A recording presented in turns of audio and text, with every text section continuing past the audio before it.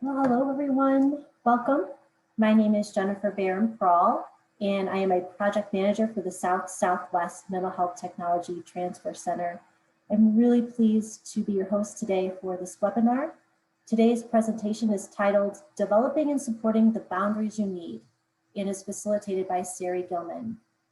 And for folks who have had the chance to see Sarri over these last several series, you know she's outstanding and amazing. So you're in for a treat today. This is the fourth presentation of a series of workshops that Sarri is doing over the next several weeks. Her words of wisdom about well-being come at a very needed time for many. So thank you all for joining us. We truly hope that you find today's presentation engaging and helpful in your work. All right, just to start off, I'd like to cover a few housekeeping items. First, we've made every attempt to make today's presentation secure. If we do need to end the presentation unexpectedly, we'll follow up with you regarding it on your registration information. All attendees here are in listen-only mode and cannot share video. If you have a question for Sarri, we ask that you submit it through our Q&A pod. I'll actually be monitoring that pod, and we'll do our best to respond to as many of the questions as time allows at the end of Sarri's presentation. If you have a comment or you want to share a resource for all attendees, go ahead and use the chat box. We've got Molly and Stacy that will be monitoring that for us today. And be sure to know that when you click on it, it's all panelists. There's an all panelists, but then you can do all attendees. So be sure that you're including all the attendees, because if you don't click all attendees, just the panelists will see your comments. So be sure to do that as well.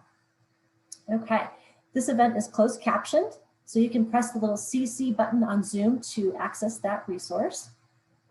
Know that this session is going to be recorded. It's being recorded now, and we'll have that recording and then the slide deck posted to our MHTTC website by early next week. You will be getting an email with your CEU certificate for attending this. It'll be one CEU, and you'll get that within a week of the presentation. Be sure to do me a favor and check your spam box too. So sometimes those link emails get sent there. So we'll peek at that. And then lastly, be sure to complete, we have a brief survey that you'll get at the end of the event. Really be sure to complete that for us. It would be wonderful. So as I mentioned before, this webcast is being sponsored by the Southwest Mental Health Technology Transfer Center. You'll see that there are MHTTC regions all over the country. This particular event is being hosted by our Southwest team, which is located here, this like purple area, then in Region 6. And the purpose of our MHTTC is to develop and strengthen the specialized behavioral health care and primary health care workforce that provides mental health prevention, treatment, and recovery support services. Ultimately, our goal is to help people and organizations incorporate effective practices into mental health services. So after the presentation, feel free to visit our website, and you can also find your center wherever you're located so you can stay up to date on trainings and resources that are offered within your region. Just a brief disclaimer. This presentation was prepared for by the MHTTC network under a cooperative agreement from the Substance Abuse and Mental Health Services Administration, also known as SAMHSA. So the opinions expressed in the presentation are the views of our speaker and do not reflect the official position of the Department of Health and Human Services, or SAMHSA. Okay, well, let's get started. And I'm peeking at our chat box. I've got to tell you, I'm so super excited. So keep all those comments coming, and be sure to make sure you're doing all panelists and attendees, by the way, so we can all see your comments. All right, I am very, very pleased to introduce Sarri Gilman. Sarri Gilman is a licensed marriage and family therapist and author. She teaches overwhelm recovery for healthcare and human services providers. She's a prolific writer and has published 3 books. She's the author of The Mystery of Knowing Journal, which is a journal for self-care and boundaries, Transform Your Boundaries, and Naming and Taming Overwhelm for Healthcare and Human Service Providers. Sarri ran nonprofit organizations for 20 years, and 2 organizations serve children and teens who are homeless. She's the founder of Cocoon House in Everett, Washington. She's taught leadership development for 7 years and has been in practice for 35 years and continues in private practice in her community on Whidbey Island in Washington. Sarri, we're so glad to have you today. It's a real pleasure. Oh, good morning. And to wherever you are, good evening, good afternoon. Oh my goodness, there are people on from all over the world. This is so exciting, and I am thrilled to be here with you. I am going to bring up my PowerPoint. Here we go. And for those of you who have been following all along, today's last time we did a pretty powerful discussion that some of you were at. So there's 4 webinars in this series. Today you're at number 3, but there's also 2 discussion groups. And last time we had a discussion group that was just so powerful. So thank you for all of you who have been joining and following along. Today we're going to be talking about boundaries. This is a subject that I know very deeply, that I teach on, with always the goal of having you become boundaries experts in your life. And also I do training trainers on this subject because this is so deeply needed in our world and in our work. I just want to tell you about that bee that you're seeing on the screen. When I was 15 years old, I met a woman that would later be my college professor. And for my birthday this year, she went to an artist that I know, Mary Jo Koch, who has all these books out on botanical illustration. And she had her send this bee for boundaries. So I thought it was just wonderful, and I wanted to share it with you. And I just received this gift last week. So there we have it. Developing boundaries expertise takes a lot of time, and you need to be very intentional about this. So I want to tell you right out the gate that if you're one of these people that feels like I need to strengthen my boundaries and I need to work on this in my life, if you really devote yourself to this work, you will be a boundaries expert within 2 years from when you start. But it takes really putting your attention on this subject in order to develop that awareness and those skills within you. And the same is true with clients that we work with. I have worked with clients that many therapists have given up on, and who had very complicated histories with lots of trauma and lots of abuse, making learning boundaries harder for them. And same thing, in that time period of about 2 years, watching them grow and develop their boundary skills and their expertise, and it has a very lasting effect. And I know that because I live and I work in a very small community. It's 2 blocks long. And so I see people that I've worked with in the grocery store and everywhere else in town and on the beaches, and they say to me, hey, that thing that I learned 10 years ago with you, that still works. So boundaries has some real sticking power.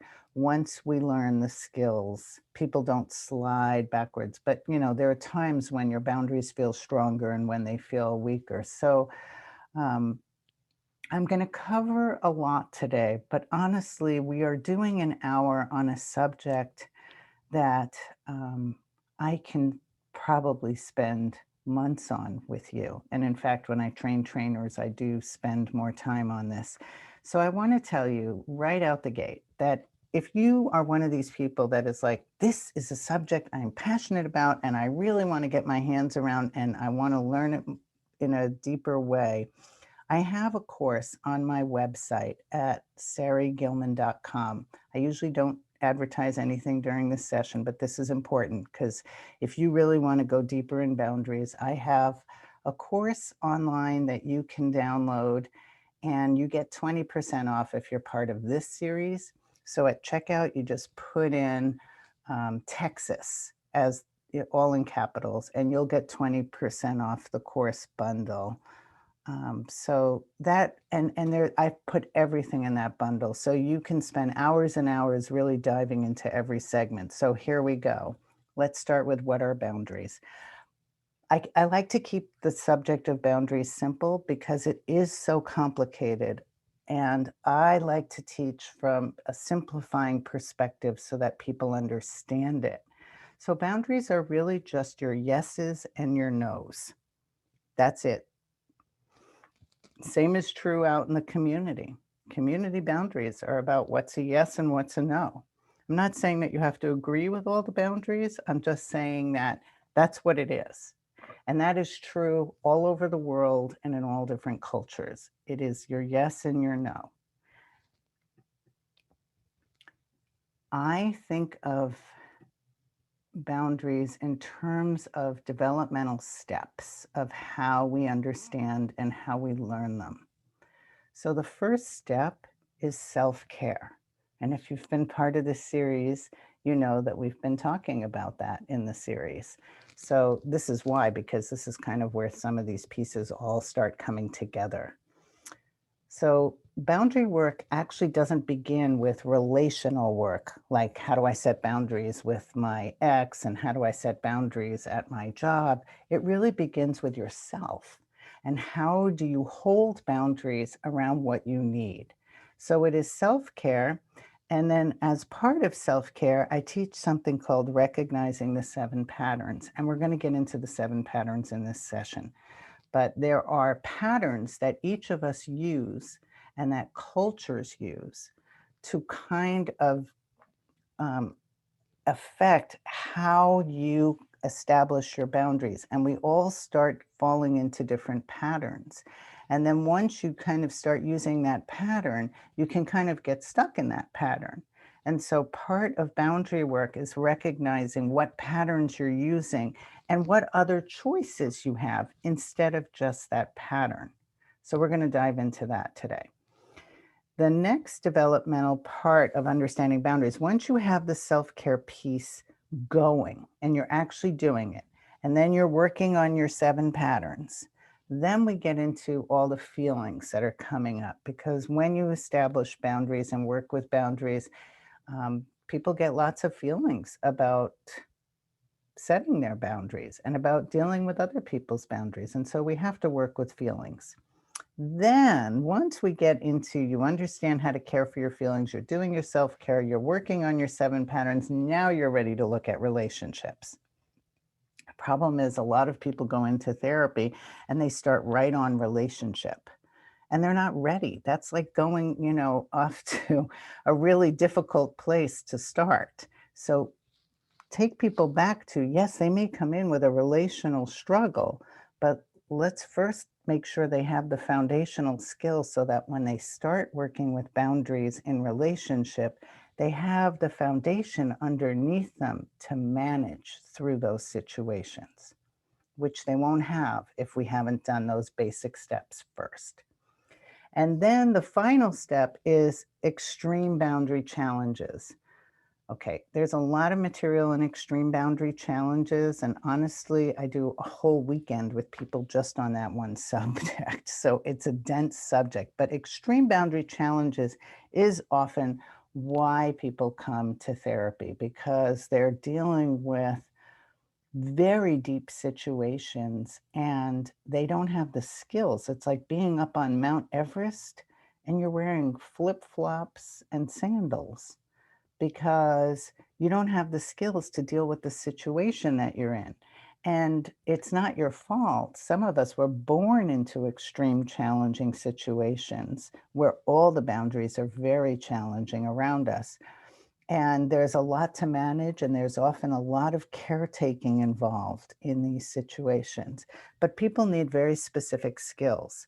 And those skills come after you have this foundation of the other 3 steps before. Then you're ready to start tackling the extreme boundary challenges. So I want you to have this framework and just keep it in your mind. And if that's the only thing you take from today, then that was very worthwhile. So, going back to boundaries are your yeses and nos. I believe each of us has a compass inside for our yes and nos. And that compass starts even when you're a baby. You see babies kind of give you an indication that something is a yes for them, and then they pull their heads away and something is a no for them. And that's pre-language. So I know we have this sense inside of us. But if you're not listening to that compass, then you're going to get symptoms and you're going to get not sleeping. You may be running away.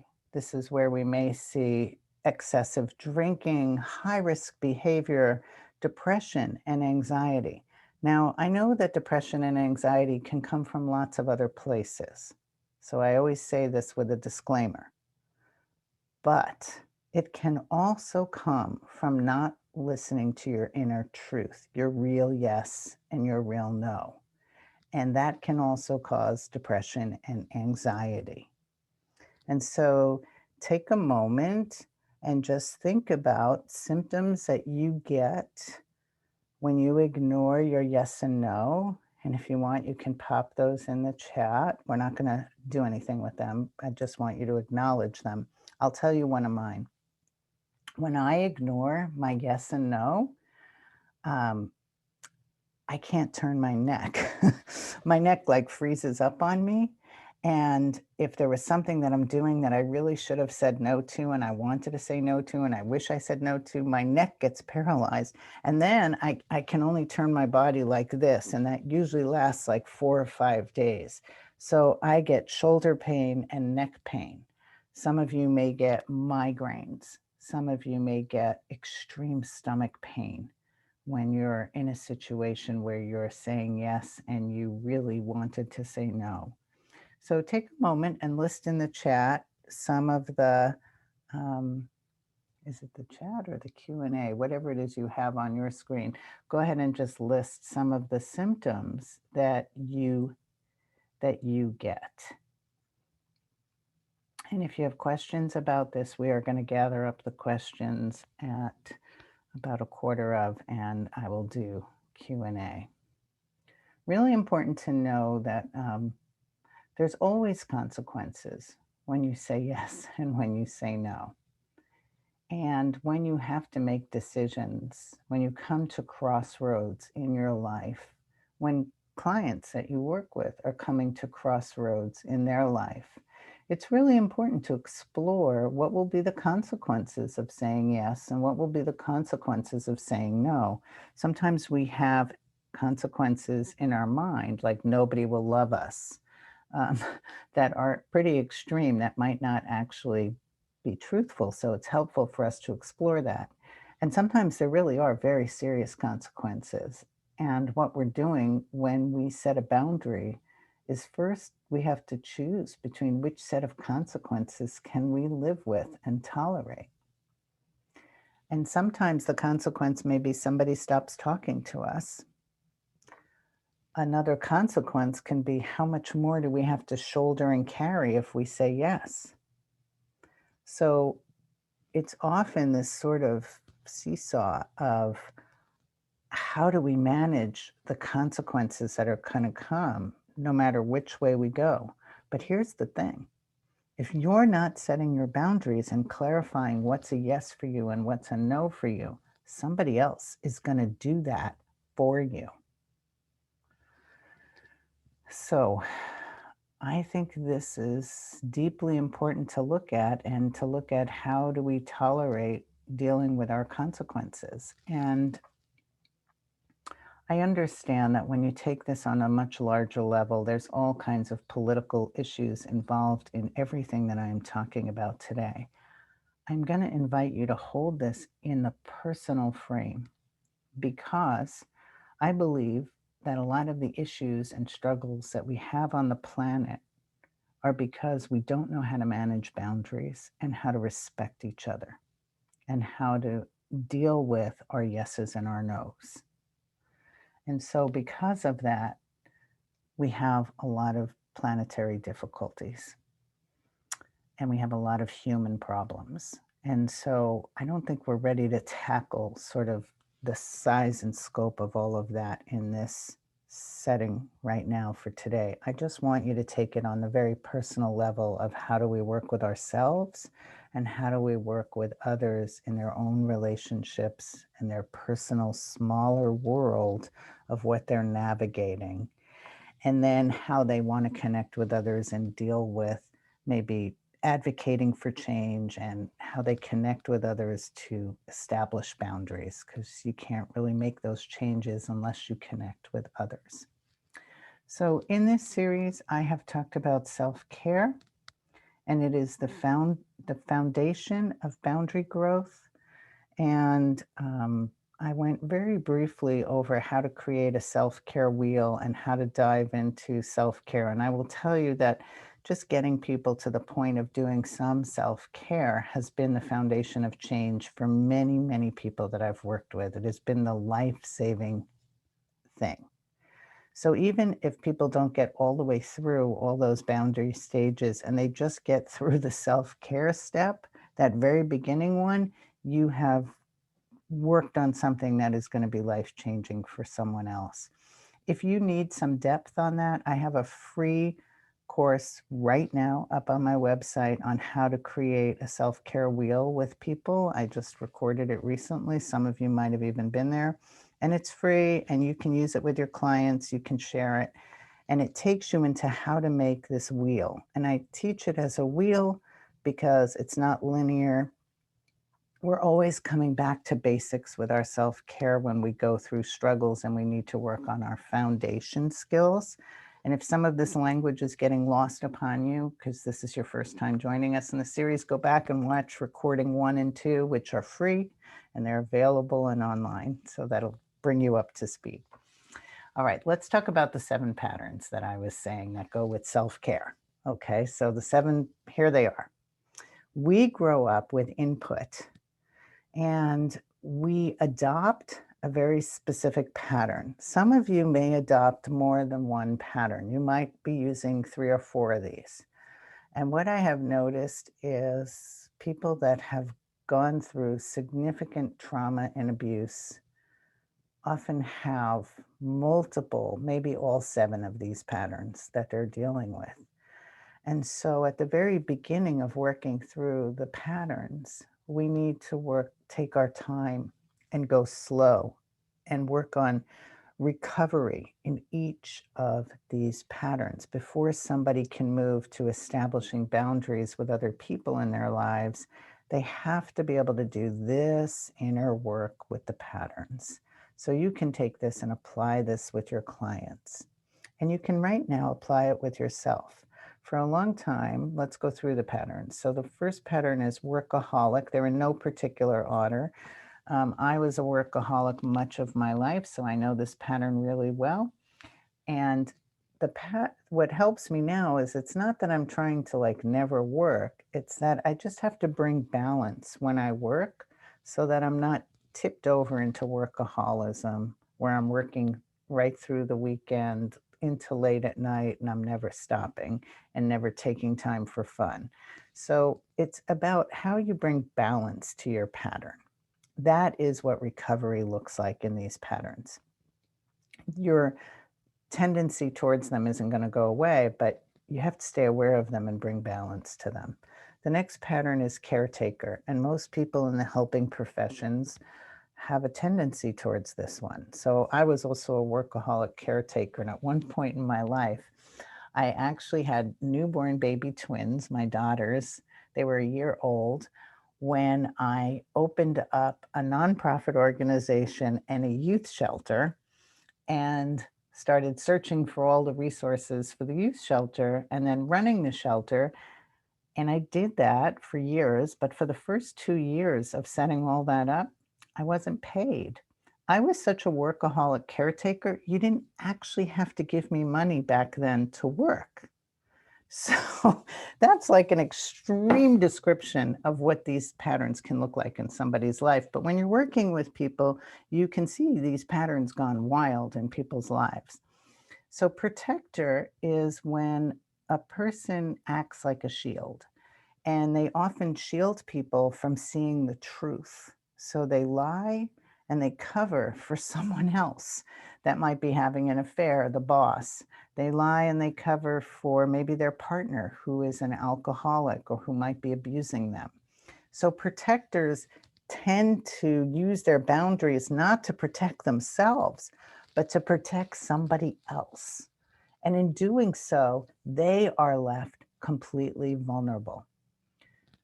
The next pattern is sacrificer. And sacrificers tend to give and give and give everything and give more than they actually have.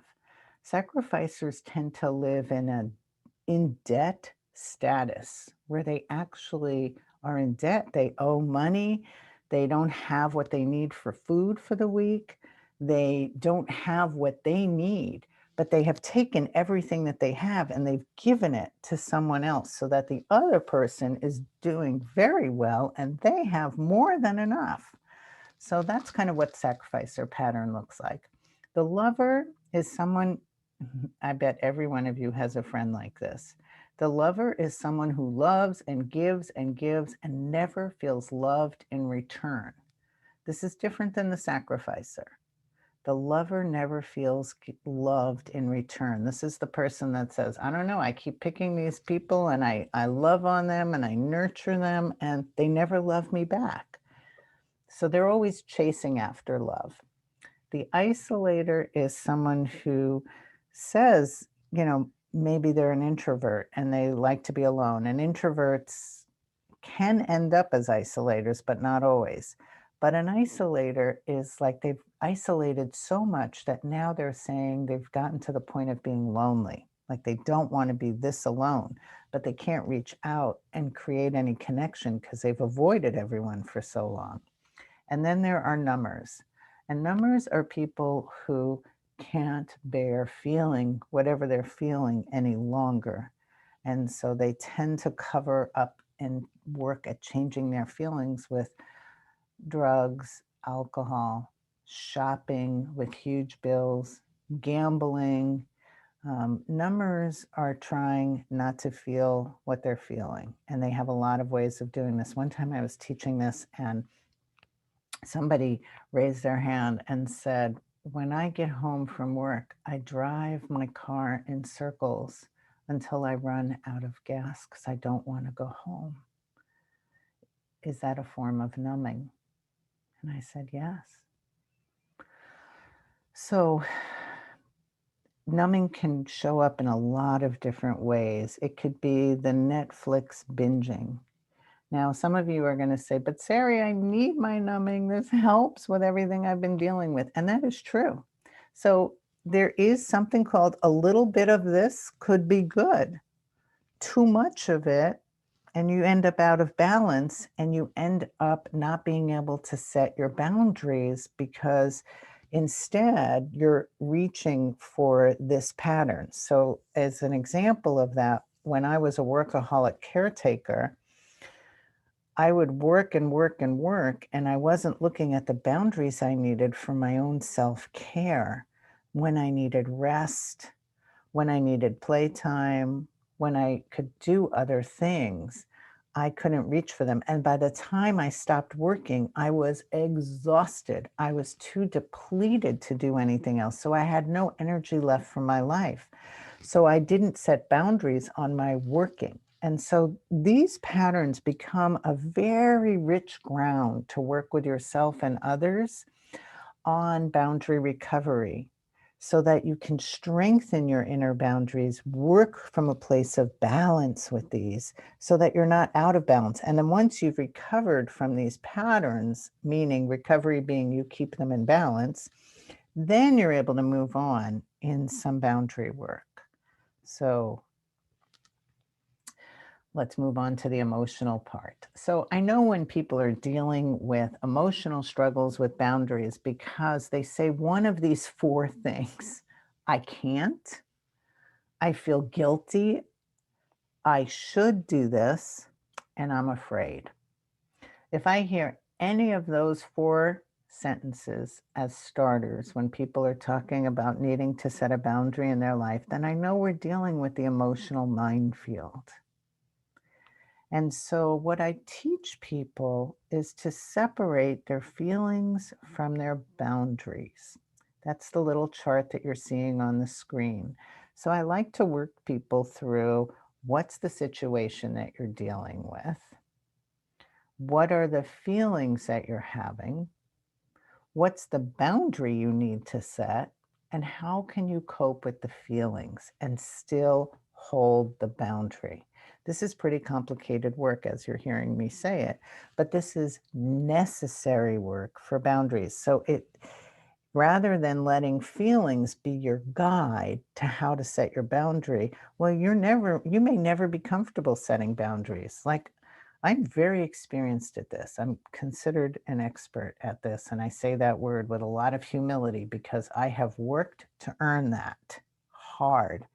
And still today, if I have to set a boundary in a situation that makes me uncomfortable, I sweat. I get nervous. It's hard, and I'm good at this. So the only difference maybe between me and somebody who really struggles with their boundaries is that I'm willing to do it, even when it makes me uncomfortable.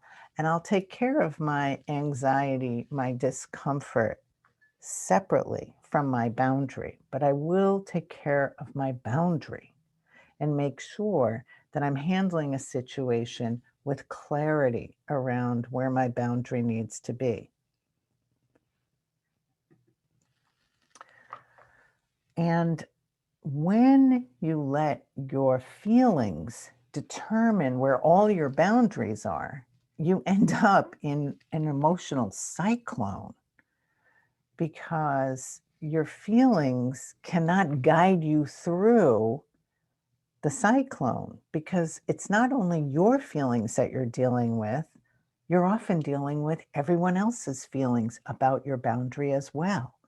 And so if you're using feelings as your compass and your guide, you're going to end up in just a windstorm of feelings. And it can make setting your boundaries really difficult. So here's how I like to frame it. We can all agree that boundaries are made of yes and no. Yes and no are not feeling words, right? So therefore, boundaries are not emotions. And emotions are not going to guide you through the messy situations of life. But your yes and no are the guidance. Your values are the guidance. And if you're working and committed in your life to boundary development, like I said, if you're going to give yourself those 2 years to really grow in this area, then you're going to recognize that you're going to start separating your feelings from your boundaries and have some of the courage that it's going to take to follow your yes and no and deal with the feelings that you have separately. And as I talked about in an earlier um, class that we did, you're not managing somebody else's feelings. Other people get to manage their own feelings.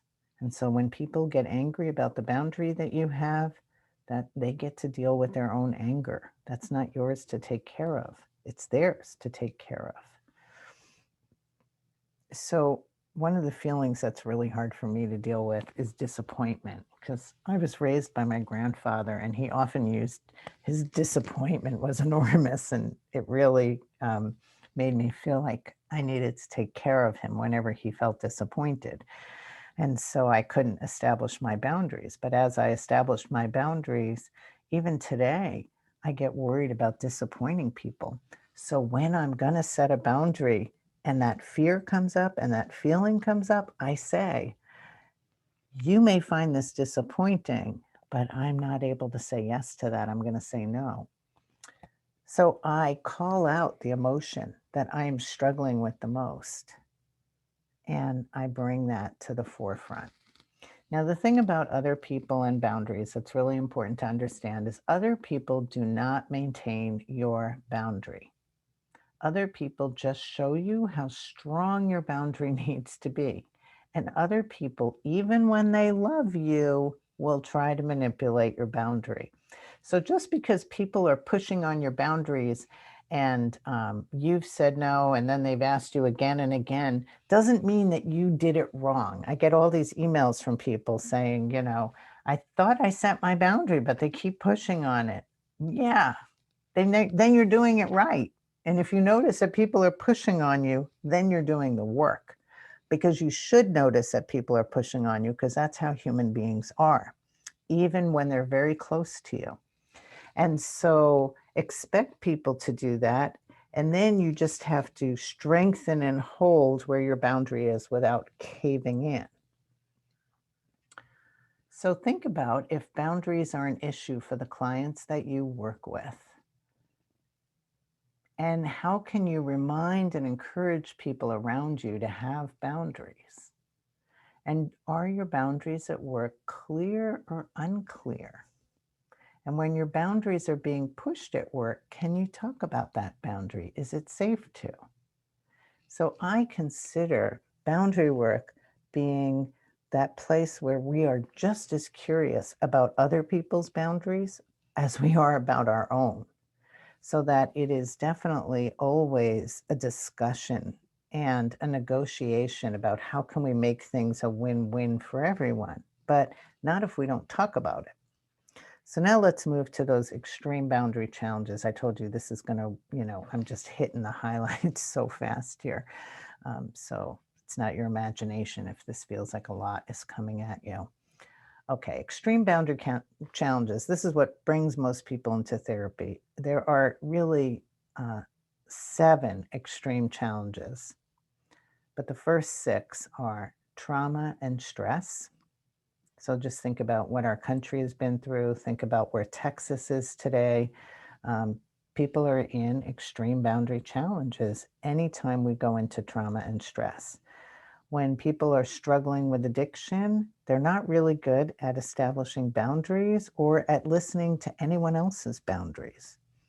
People with mental health distortions, some mental health conditions are actually, part of it is that they can't see boundaries. Part of it is that the boundaries are invisible to them. So it makes seeing boundaries, which are so invisible between all of us, very difficult for them. And it can be part of their condition to help. How do you make that more clear? Then there are, when we have a health condition, we're in an extreme boundary challenge.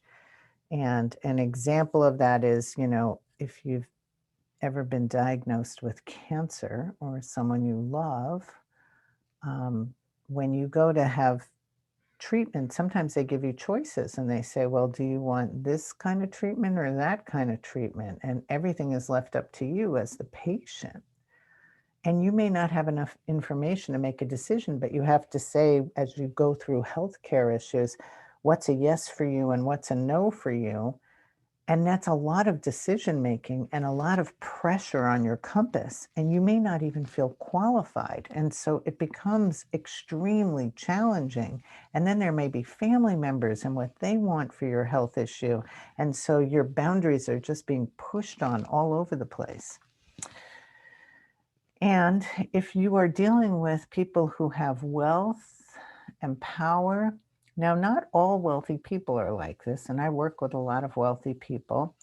Um, but some wealthy people feel like they could just buy your boundaries. Like, yeah, I know that's a no for you, but I'll just pay you more and then you'll say yes. And so when we're dealing with people with wealth or power, we have to watch our boundaries very carefully. Sometimes people take from their sense of power, step right over your boundary and just take. So we have to be careful about how are we watching our boundaries and monitoring that. When you deal with people who are in a position of authority, you may not feel like you have the right to say no. I can't tell you how many times I've done boundary workshops where the person who is the the executive director or the CEO is in the room with their team, and people say, I would never be able to say no to you. I'm fearing that I would lose my job. That comes up all the time for people. So it's a situation where it's extremely challenging. And then the 7th one is when we've had a death or a loss of someone very close to us, because literally our whole life has to be reshaped. All of our boundaries have to be moved and reshaped now around that missing, that person that used to be there. and have a form in our life, and we had a context with them. And so we find ourselves having to reshape all of our boundaries. So that just gives you a little taste of extreme boundary challenges. And these are the skills that we need for extreme boundary challenges. You have to be aware of yourself and what you need. So this is why we do all that early work on self-care, because once you're in an extreme challenge, you really have to know what you need for your self-care. So you have to be aware of what you need. You have to know what is a yes and a no for you and be aware of your boundaries. You have to take care of your feelings. So all three of the 6 steps you've already learned before, so that by the time you're dealing with an extreme challenge, you've got some ability with some mastery underneath you.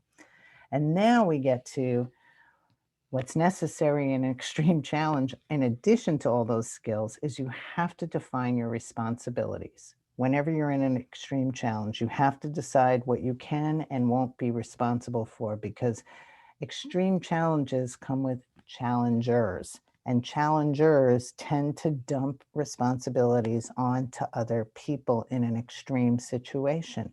So you have to be very clear about what you can be responsible for and what you can be financially responsible for, and then you have to hold your line.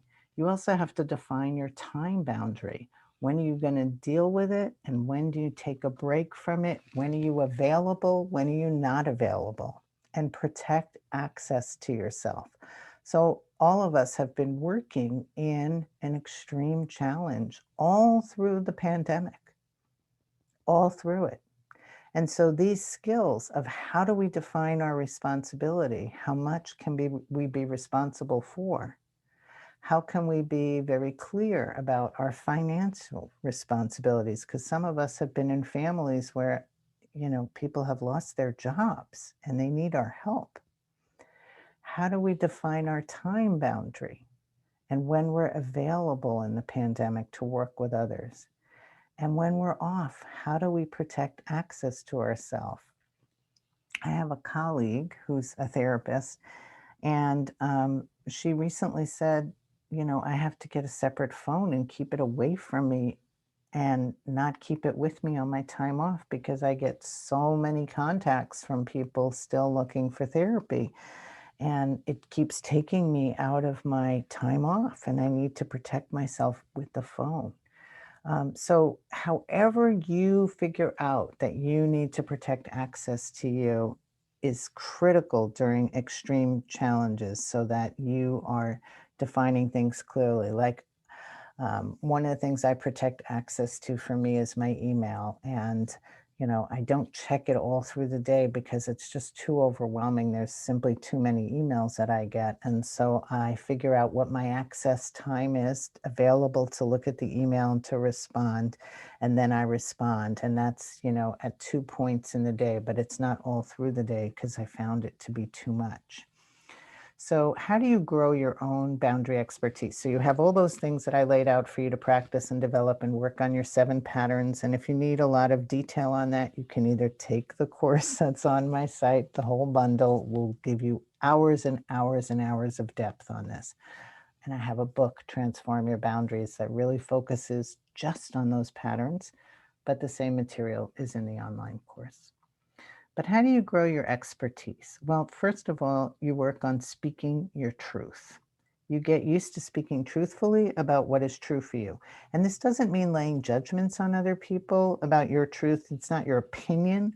It's just about your yes and no. You get used to saying it out loud. You also get used to making clear contracts with everyone. How many of you can clarify the contracts in your life? When you have unclear agreements with people, you feel taken advantage of. You don't remember agreeing to what's happening. And you thought the other person would do something in another way, and you feel stuck. So when you're in relationships where that's how you're feeling and that's what's going on, it means you're in an unclear agreement. It means some clarifying of boundaries is needed. When you're in a clear agreement, you are responding to situations and people know what to expect of you in a response. You know what you're paying and what you're getting paid. You feel like the financial agreement is even between you and another person, and your agreement is understood on all sides. It may even be in writing if it's needed, but everybody is upholding their end of the agreement. Boundaries experts want to know and respect the boundaries of other people. This is not all about you or me. This is about our curiosity about everybody's boundaries that we interact with. So we ask other people constantly what will work for them, and we share with them what will work for us. And we notice where there are expectations or judgments or things that we can't meet, and we negotiate and try to make a win-win out of it. Experts can navigate very messy situations. I can be in some pretty hairy environments and can navigate my own boundaries really well because again, my boundaries are not being set by those around me. I am holding a lot of clarity around what will work for me. And I can get through high drama situations without getting caught up in the drama and without participating in it because I have a boundary there. So you can get free weekly boundary tips from me. I do them by email. They're free. There's several years worth on my website where you can sign up for that, and you just get one a week. They're usually a sentence long, and it just keeps you going on this topic. You can use your Texas discount to get 20% off the course bundle. And please don't share these slides. They're for your own private use. And when you try to share my work around boundaries without being deeply trained in it, it can be out of context and people may ask you questions that you will not know the answer to. So I encourage you to make your own slides about boundaries when you teach. And that way you'll know what your answers are to questions. And I would love to dive into some questions. So if we have some, Jennifer, I invite you to jump in here. Did you get any questions, Jennifer? We did. We always have wonderful ones. I'm going to start at the top with Connie. Connie asks, do you believe if you don't have boundaries in your personal life, then you won't have boundaries in your professional life either? No, not true. Because sometimes the rules at work, the guidelines have a lot of clarity for people, and it makes it a little bit easier. And there's just sometimes more bumpers in your work where the boundaries are already in place and provided, and then you come in and adhere to them. And some people have a little more clarity about their work because it's a profession that you've been trained in, right? But you go to your personal life and there's been no training in how did you pick your partner and what happens when their boundaries are crashing into yours, and there's no bumpers there. So it can be different in both situations, but I'll tell you where it gets really complicated when you have family members that work together. Because now they've grown up and they've had their own boundary issues and they've never really clarified them. And now they're working together and they're running a company together, and that can get very sticky for people. Next question, Jennifer. All right, very good. I'm going to continue moving on, and I am jumping around a little bit, just so you know, so folks. Yeah, I just want to hit as many as I can. That's why I'm talking fast. No, you're perfect. All right, this one is from Amber. Amber asks, have you found it more challenging with the workaholic tendencies and working from home due to the pandemic? I personally, like I said, I've been in my own recovery on workaholism and caretaking for literally decades. So I have a lot of, ability to manage that. But I think it's been extremely hard for people because you're not only managing the boundaries of working from home where suddenly you can work all the time, but many people have kids at home too. And so you've never had to manage, you always had to juggle your schedule around your family and how you work. Everybody had to do that.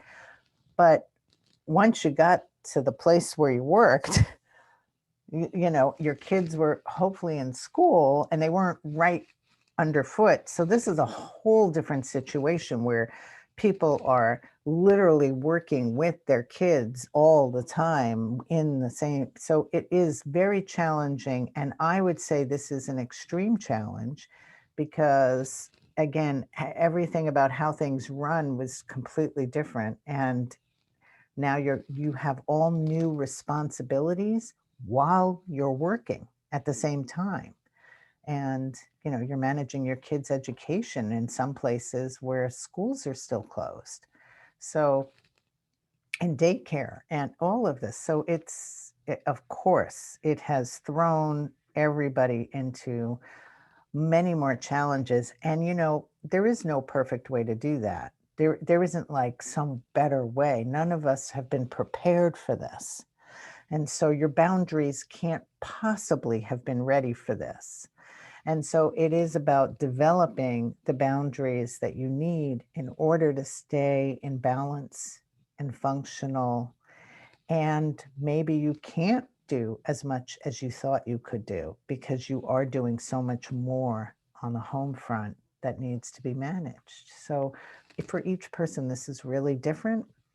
I do have a TEDx interview that was done just a few months ago that is all about working from home during the pandemic. So you can like look that up. It's a TEDx interview with me on that subject, and we go pretty far in depth. Excellent. Thank you, Sarri. I'm going to jump to Antoinette. Antoinette asks, what about cultural considerations? As a Hispanic African American woman, I grew up with very different boundaries. I really appreciate you bringing that up because I usually do a couple hours just on culture. Because each culture is different and they tend to favor certain of those 7 patterns. And each of us have cultures where certain patterns are considered completely not okay. Certain boundaries are expected of us. And that works okay as long as you're comfortable with those boundaries of the culture. We run into problems when we feel like we can't do the boundaries of our culture. And then we feel like we're in a rebellion from our culture because there are things in our culture that we want to say no to, or there are certain gender expectations in our culture that we feel might be unfair or unreasonable, or our culture may leave certain people out, or they may expect us to carry so much more than we can carry inside of this other culture that we're living in. And so those cultural boundaries, as we navigate them, that becomes part of really looking at your values. And I know you may have heard me mention the word values really early on, like that was just like a passing thing, but it's not a passing thing. It is a very deep part of how we manage boundaries, and culture has to do with our deepest and truest values. And what do we value? And then how do we live that? And so how you establish your boundaries is based also on your values. So when we're in a rebellion from our culture, just on a very simple example, when you come home and suddenly you're no longer a meat eater and the family is all like making jokes about you and like, what do you mean you're just a vegetarian? What are you, turned into a rabbit? And, and then mama is upset because, this is her pot roast. And it's like, but surely, you eat the pot roast when I make the pot roast. But when it starts to conflict with our inner values, when the culture conflicts with our inner values, that's when we are dealing with boundaries. Thank you, Sarri. I think we have time for one more here. Mona says, do you think that with failure to set boundaries, people eventually reach a burnout and then boundaries become easier? No, I wish they became easier just by that. No, what I've learned is people need skills. They don't just get them automatically because they were burned out and exhausted. And now they've come back and they've just set the boundaries. Um, People go through heavy burdens of exhaustion And we have to plead with them to learn the skills to establish the boundaries to save themselves, or they will get very sick and they will be burdened from the stress and the impact on their bodies and on their souls and on their spirit. And they will be very depressed. And they won't just automatically start setting boundaries. Like I wish that would happen for people, but that's definitely not what I've seen because they don't know how. And that not knowing how is a really big issue. I want to come back to the culture question because there's something that I think you can all use. Having conversations about um, what boundaries are part of your culture and what's a yes and no and how you navigate that is a really rich way for people to get to know each other better on a team. It's a really rich way to get to know your client better before you dive into boundary work is to understand and learn from them a little bit more about their culture and their experience of boundaries and how that works because and no matter what culture people come from, so though I work in a town that's 2 blocks long, I have been teaching boundaries with people of all different cultures and all around the world. And I've been amazed, like some cultures don't even have a word for boundary in their culture. So that's pretty significant. And it's very important that I learn that before I work with people in that particular culture. And sometimes I've been amazed. I've been invited to work with Native Americans in a tribe, and I've said to them, "Oh my gosh, like white people have decimated your culture. I mean, how could you even have me here to talk about boundaries? That would seem so bizarre." Um, but what I learned with them, and they felt really comfortable with me. But what I learned was, how what masters they were at boundaries because they had lived in a tribe. And so I've worked with a couple of different tribes, and it's fascinating because when people actually live in the tribe, their level of talking about boundaries is so much more complicated. They can handle depth at a level that I could never do at a beginning workshop with people on boundaries. But what I've learned is when I go to work with Native Americans, they are in a very deep place with boundaries, and the conversations are at what I would call an extremely high level. So I hope that adds a little bit more to the perspective on culture is they're they're really there's so much in that. And then there are people that have backgrounds where they're from 2 or 3 different cultures. And that also they feel very torn when it comes to boundaries because their values are different in each culture and their families are mixed with different cultures and they have a hard time sorting out which value, which boundary where. And then that translates in their personal life as well. So I hope that added some more depth to the question. Oh, that was excellent, Sarri. I really appreciate that. And I know we're winding down.